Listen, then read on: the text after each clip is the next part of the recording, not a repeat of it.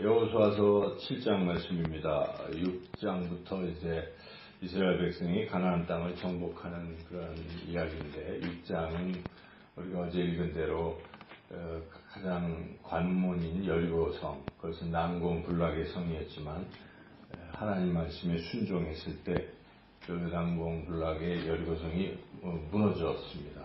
승리했습니다. 이스라엘이 승리했는데, 이제 그 승리한 후에 그 옆에 있는 아이성 말 그대로 아이처럼 작은 성입니다. 여리고성은 난공불락이라고 할 수 있지만 아이성은 매우 작은 성, 쉽게 무너뜨릴 수 있는 성입니다. 그런데 뜻밖에도 그 아이성에서 이스라엘이 패배를 합니다.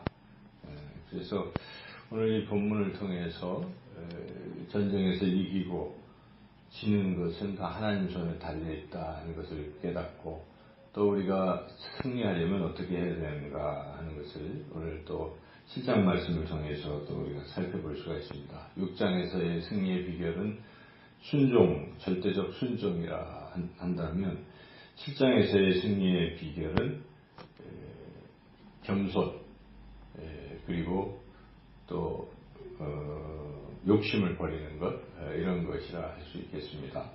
지금 7장에서 아이성에서 패배를 했는데, 패배한 이유가 첫 번째는 이제 교만함 때문입니다. 여호수아가 교만했습니다.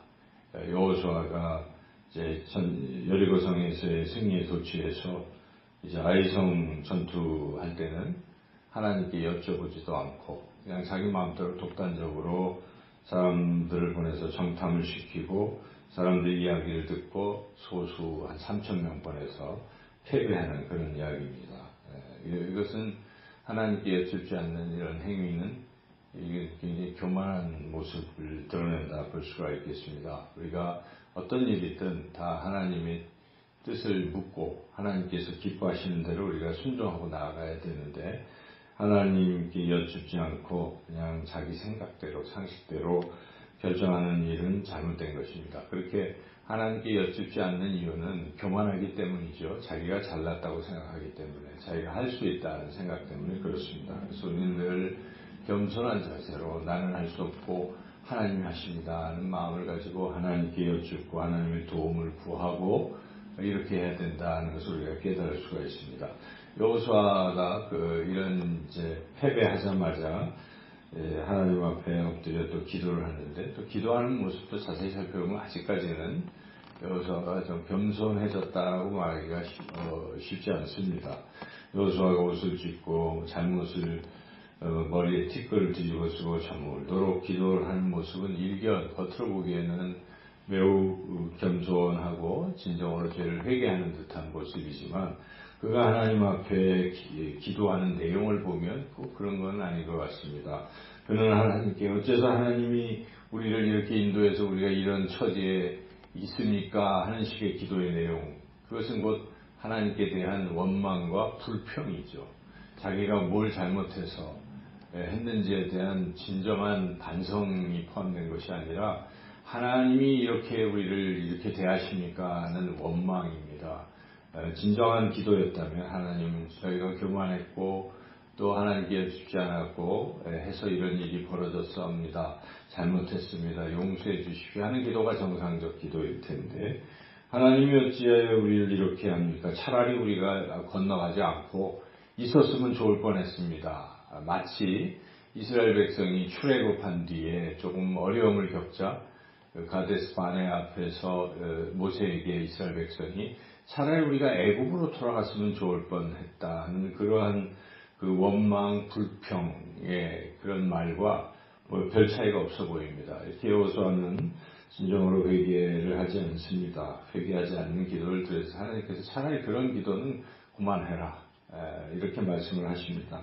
기도를 멈춰라, 이렇게 하나님 그런 기도는 하지 마라 이렇게 말씀하시죠. 10절을 보면은 여호와께서 여호수아에게 이르시되 일어나라 어찌하여 이렇게 엎드렸느냐 하는 이 내용은 그런 질책이 담겨있다 볼 수가 있겠습니다. 그리고 하나님께서 여호수아에게 이제 말씀하십니다. 너희가 전쟁에 패한 것은 물론 너의 그러한 교만함과 이런 것도 있지만 또 한 가지 근본적인 이유가 있다.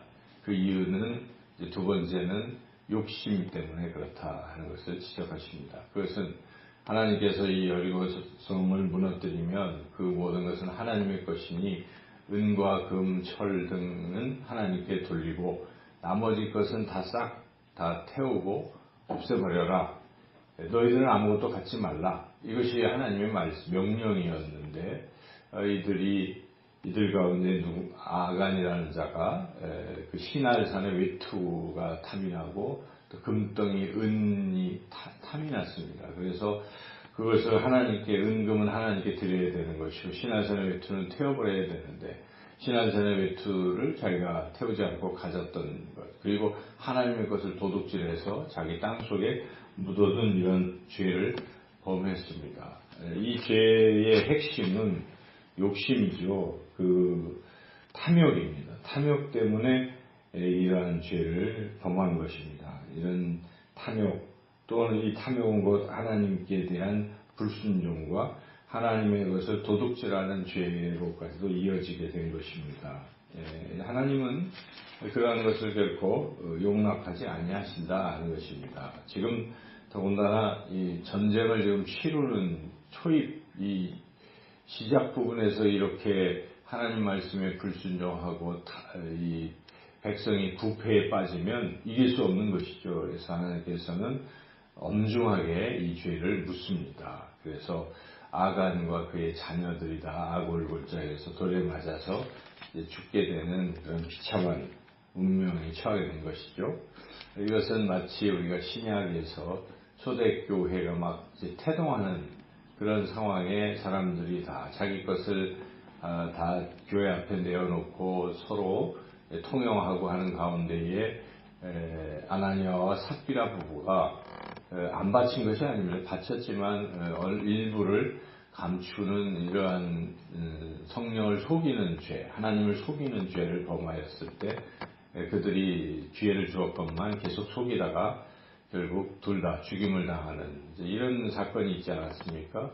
그것과 이것은 연결이 된다고 볼 수 있습니다. 결국은 인간은 탐욕 때문에 하나님 앞에서 정직하지 못하고 때로는 하나님 것을 도둑질하게도 되고 하나님 말씀에 불순종하게도 됩니다. 우리가 탐욕을 버려야 된다. 탐욕은 모양이라도 버리라. 그렇게 말씀합니다. 정과 욕심은 다 그리스도인은 정과 욕심을 십자가에 못 박은 사람이라고 사도 바울은 갈라디아서 5장에서도 말씀하고 있습니다. 우리가 이 탐욕을 버리지 않고는 우리 인생에서 승리할 수가 없습니다.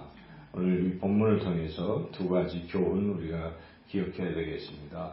교만한 것 그리고 이 탐욕 이걸 버려야만 우리는 하나님의 위대한 역사에 통성할 수 있는 것이고 또 하나님을 기쁘시게 하는 그런 삶을 살 수 있게 될 것입니다.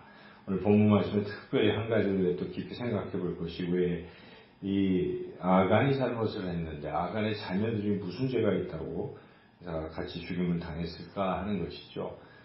또 신명기 말씀에 보면 자녀들의 죄를 묻지 않고 또 자녀들 때문에 아비의 죄를 묻지 않는 이제 그런 소위 오늘날 폐지된 연자제 법과 같은 거죠. 성경은 잘못했으면 그 사람이 잘못한 것만 받는 것이 가족이 다 연대해서 받는 그런 연자제를 허용하지 않는 것인데 왜 여기서는 이렇게 같이 자녀들까지 죽임을 당했을까 하는 것인데 그 이유는 이제 아버지가 잘못한 걸 다 번연히 가족들이 다 봤을 것입니다. 땅에 묻고 할 때 협조했을 수도 있어요.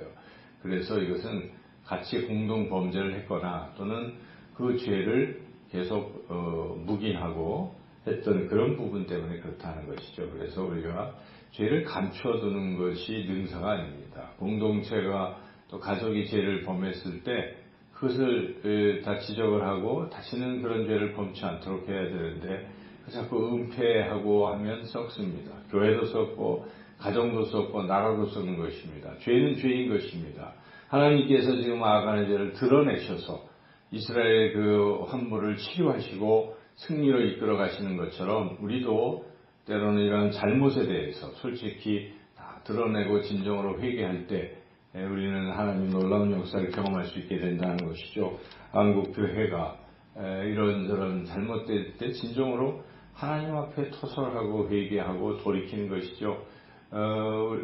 미국의 어떤 정말 유명한 그런 목회자가 음란한 죄를 범해서 그것이 드러났을 때 그는 대중 앞에서 다 그 시인하고 몇 년간 집거하다가 다시 돌아온, 그래서 사람들도 그의 진정한 회개를 받아주고 용서했습니다. 그러나 우리나라에서는 그러한 일이 있어도 끝까지 그것을 또 계속 하는 그런 경우가, 진정한 회개가 없는 그러한 모습을 봅니다. 한국교회가 아직도 진정으로 이렇게 회개했다라고 볼 수 없는 대목입니다. 우리가 진정으로 회개하는 모습으로 나아갈 때 하나님께서 이 한국교회와 함께 하시고 역사하실 것입니다. 오늘 본문에 이 세 가지, 첫째